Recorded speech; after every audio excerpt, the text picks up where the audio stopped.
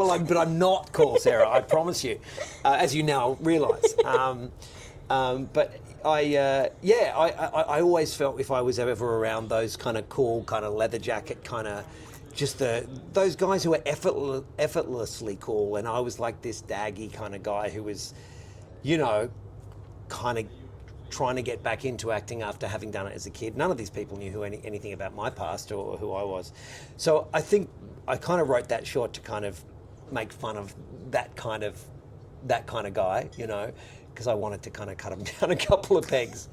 Now, when you came back, did people know that you had a past, or were you starting completely over again? Yeah, it's a great question. It was right on the cusp of it being too late.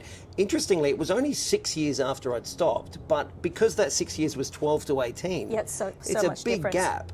So I remember when I first moved to Sydney with my dad, I was 18, and I didn't really have any credits. I mean, apart from a couple of little things, I didn't have any credits kind of since Taurus Rising when I was 12. And so, yeah, there were definitely people, you know, I went and did general auditions with casting directors and stuff. And maybe, you know, a third to half of them were like, oh, yeah, I remember you. Yeah, you were that kid on the Sullivans or whatever.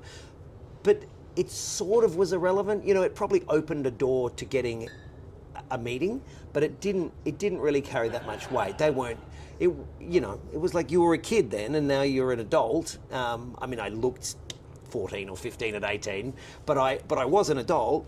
It was a weird transition.